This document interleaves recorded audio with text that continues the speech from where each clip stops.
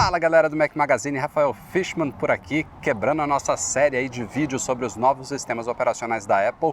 Como prometido, estava lhes devendo um vídeo de perguntas e respostas de Q&A e aqui estou. Pedi que vocês enviassem perguntas diversas sobre Mac Magazine, sobre Apple, sobre qualquer coisa lá pelo nosso Instagram, @Mac Magazine, e vou selecionar algumas aqui para responder neste vídeo para vocês. Simbora? Raul N. Júnior, resolveu o problema dos AirPods Pro caindo? Tô na dúvida entre eles e o normal. Raul, tem um vídeo aqui no nosso canal que eu mostro duas soluções que eu encontrei para resolver, e eu disse no vídeo que de fato resolveram essa questão dos AirPods Pro caindo da minha orelha. Mas assim, depois de algumas semanas de uso, depois de eu ter feito aquele vídeo, eu sinto que ainda não é o ideal. É uma solução paliativa que ajudou muito, os produtos realmente são muito bons, são novas pontas com memory foam para os AirPods Pro, mas ainda assim eu sinto que essa questão de você ter que amassar ela, você tem que segurar ali uns 10, 15 segundos para ele se adaptar ao formato da sua orelha, isso daí não é o ideal, acaba prejudicando muito a experiência com o produto, e eu inclusive fiz outro vídeo aí nessa semana sobre clones de AirPods chineses. Testei um clone dos AirPods de segunda geração e senti falta da simplicidade deles. Então assim, melhorou minha experiência com eles, de certa forma resolveu, mas eu acho que são passos extras para conseguir usar o produto que prejudica muito a experiência. É como eu falei no vídeo dos clones, eu acho a qualidade dos AirPods Pro sensacional, o cancelamento ativo de ruído é sem igual, mas essa experiência para mim, que tem esse problema deles caírem da orelha, conta muito negativamente. Tony Luna 581, vocês acham que o Touch ID deveria voltar? Acho, especialmente nessa época de pandemia, né, que a gente está usando máscaras toda hora. Neste momento eu não estou usando porque eu estou num espaço aberto aqui num parque com a minha filha, mas eu acho que o Touch ID deveria voltar, de preferência de duas formas específicas. Primeiro, que fosse sob a tela, né? Aproveitando essas novas tecnologias que permitem esconder o leitor aí debaixo da tela.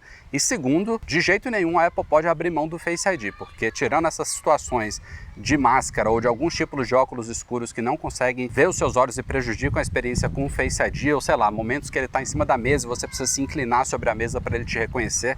Tirando momentos desses, o Face ID, pelo menos para mim, é infinitamente melhor do que o Touch ID. Então eu queria ter as duas coisas, com a última tecnologia de reconhecimento de impressão digital, mas combinada também com Face ID, para a gente poder usar cada um no momento mais oportuno, mais adequado. Aldo.g10, Rafael, bom dia, quais os dias que vocês gravam os podcasts? A gente faz um podcast por semana e, salvo raríssimas exceções, temos gravado toda quinta-feira à noite.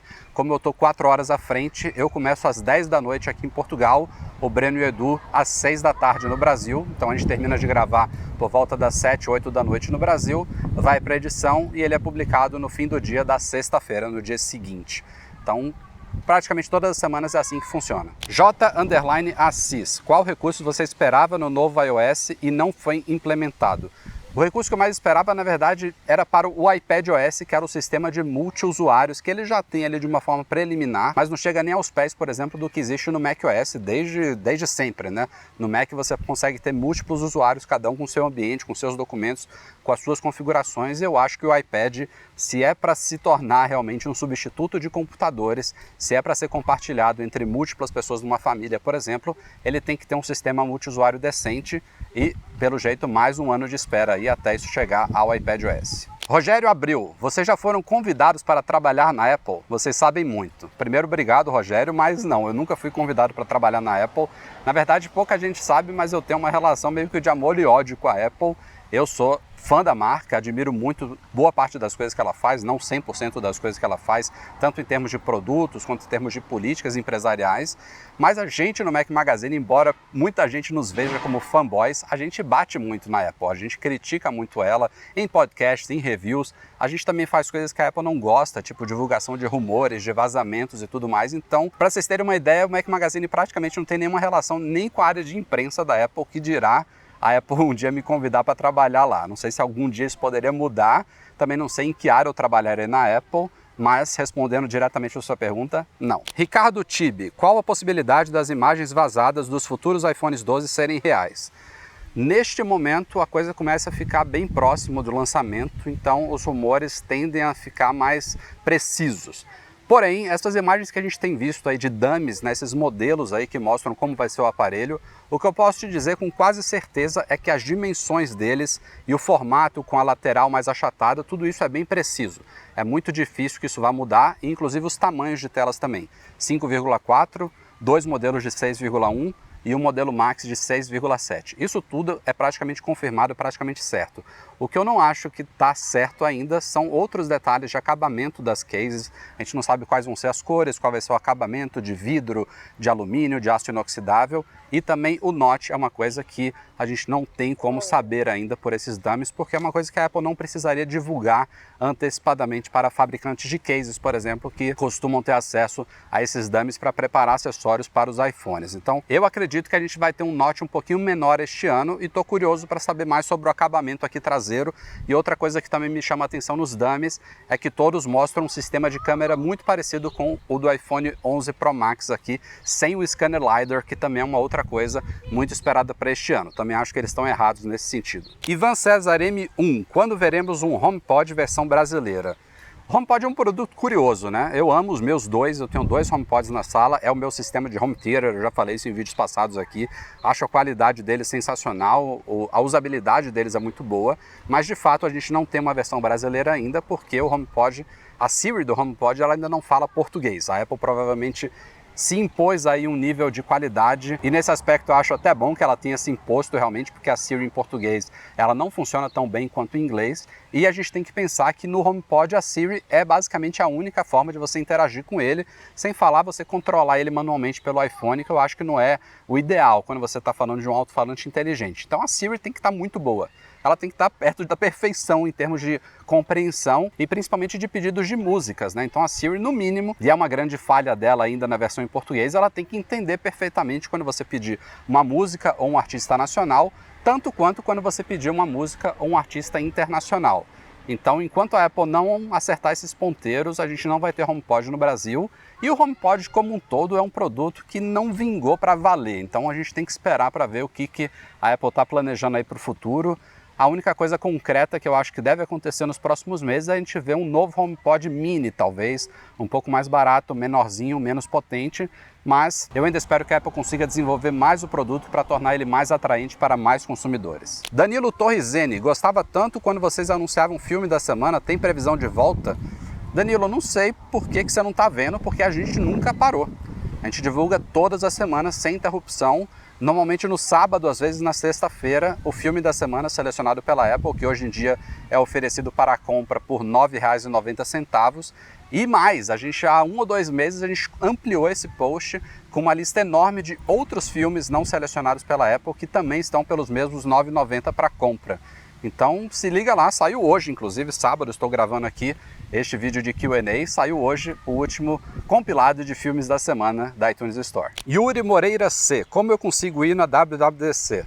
Este ano ela foi atípica por causa da pandemia do coronavírus, ela foi totalmente virtual, mas normalmente todos os anos, por volta ali de abril, uns 2 meses antes do evento, a Apple abre as inscrições para desenvolvedores. Você precisa ser membro do Apple Developer Program, precisa ser um desenvolvedor cadastrado na Apple. Você demonstra o seu interesse de participar da WWDC, tem muitos anos que ela custa $1.600 o ingresso para os 5 dias de evento, e aí como são muitos interessados e a capacidade de onde a Apple faz o evento é normalmente de umas 5.000 pessoas, ela tem que fazer um sorteio de quem vai pagar os $1.600. Então todos os anos rola esse sorteio. Este ano acabou sendo aberto e gratuito e totalmente remoto, mas no ano que vem vamos ver se tudo volta ao normal. João 99 Anacleto, será que a retirada dos carregadores não é uma transição para o iPhone portless? Quem falou isso foi o MKBHD no canal dele, ele fez um vídeo também, tal como eu, sobre essa possível retirada dos carregadores, e ele citou isso como uma possibilidade, tipo, a Apple está preparando os consumidores para o ano que vem, que é quando os rumores indicam que a gente não vai ter mais nenhuma porta física no iPhone, nem Lightning e nem muito menos USB tipo C, como alguns queriam. Mas assim, eu acho que é uma antecipação de uma transição desnecessária. Eu não concordei com esse argumento dele. Eu acho que a Apple já vai criar uma polêmica suficiente este ano ao retirar os carregadores, seja lá qual estratégia que ela tomar em cima disso, e eu acho que seria uma preparação desnecessária. Faria mais sentido, se fosse esse o caso, ela esperar 2021 e aí, pelo lançamento de um iPhone sem porta, aí sim retirar o carregador. E ainda assim não faz tanto sentido assim, porque a ideia, por exemplo, segundo os rumores indicam, é que esse iPhone tenha algum tipo de Smart Connector que vai ser magnético e que você ainda precisa ligar na parede de qualquer jeito. Então esse adaptador de tomada ainda continuaria sendo necessário Por exemplo, se a Apple incluísse uma base Ti, uma base sem fio no iPhone hoje, a base também precisa ser ligada na tomada. Então a retirada do carregador vai ser ruim de qualquer jeito. Vamos torcer que a Apple siga alguma daquelas boas hipóteses que eu levantei no meu vídeo sobre o assunto. Bom ponto, Woart Underline. O iOS 14 para o público está confiável? Eu fiz um artigo lá no site listando vários motivos pelos quais você não deveria instalar uma versão beta e, na verdade, o público é basicamente a mesma compilação, a última compilação de desenvolvedores, empacotada de uma forma diferente para a galera testar de uma forma mais pública e sem ter necessidade de ser um desenvolvedor cadastrado. Mas é a mesma compilação, tem os mesmos problemas, as mesmas instabilidades e as mesmas incompatibilidades com aplicativos. Então, assim, a opinião de quem está testando é que a coisa está muito boa, está estável, mas é como eu falei no artigo, pode ser que a próxima beta não esteja tão boa quanto essa. Não é uma coisa linear que vai evoluindo como a gente espera, que vai sempre se tornando melhor. Pode ser que a Apple puxe alguma coisa aqui, que falhe ali, por isso que é preciso tantos meses de testes para tudo ficar realmente equilibrado e pronto para lançamento final. Então, eu não recomendo ninguém instalar sistema beta se for para usar como sistema principal, simplesmente para ter acesso às novidades antes da hora. Só instale se você realmente quiser se aventurar nessa e, de preferência, colaborar com a Apple corrigindo bugs e enviando seus feedbacks. O Marcelo01, Macs com Intel não receberão mais atualizações do macOS depois da transição? Receberão sim. Eu até participei de um vídeo especial do Tecnoblog sobre essa transição e a gente lembrou que depois que a transição de PowerPC para Intel foi concluída, a Apple ainda liberou atualizações do macOS para Macs PowerPC por pelo menos uns 2 a 3 anos e manteve suporte de software a um total de 5 a 7 anos. Então não se preocupem, porque antes de 2027, pelas minhas previsões, esse suporte de software vai ser mantido para todos os Macs Intel. Isso se a transição realmente terminar até 2022, porque vai que atrasa um pouquinho, né? Sandre Enhaus, não sei se eu falei certo o seu nome. Será que as portas Thunderbolt patente Intel terão problemas com o Apple Silicon? A Apple deu uma declaração essa semana, eu achei até surpreendente, mas ela disse que ela vai manter suporte a portas Thunderbolt, que foi desenvolvida sim pela Intel, mas em parceria com a Apple, nesses futuros Macs com o Apple Silicon. Então, vai manter isso daí, pelo menos alguma coisa a Apple ainda vai manter de parceria com a Intel. Doug_BH, a Apple liberando o ECG no Brasil, ele irá funcionar para quem instalou o Beta 14? Não sei se logo de imediato, mas se não tiver liberado nessa beta atual, provavelmente na próxima isso vai ser liberado também para ficar equiparado com a última versão pública, lembrando que provavelmente nos próximos dias deve sair o iOS 13.6 e o WatchOS 6.2.8, finalmente liberando o ECG e notificações de ritmo cardíaco irregular para brasileiros. André J. Faroni, você acredita que o lançamento do próximo iPhone irá atrasar? Não sei se a Keynote em si vai atrasar, provavelmente a Apple ainda possa fazer o evento ali no meados de setembro, como ela costuma fazer, mas dificilmente vai ser aquele lançamento padrão de na sexta-feira seguinte já estar nas lojas. Acho que pode atrasar um pouquinho sim, talvez para meados de outubro, talvez um ou outro modelo ainda fique para novembro, como inclusive aconteceu em 2017 com o lançamento do iPhone X. O iPhone 8 chegou antes ao mercado e algumas semanas depois chegou o iPhone X. Então é muito difícil a gente acreditar que o cronograma em nada vai ser alterado diante dessa pandemia. E pra gente fechar por hoje aqui, Diogo Amon, qual a sua comida favorita? Polpettone do Jardim de Nápoles de São Paulo, recomendo fortemente a todos vocês. Bom galera, eu vou ficando por aqui, espero que vocês tenham gostado de mais um vídeo de Q&A aqui do nosso canal. Se curtiram, deixa o joinha aí. Não esquece de assinar o nosso canal e de ativar o sininho para ser notificado sempre que novidades pintarem por aqui. Até a próxima!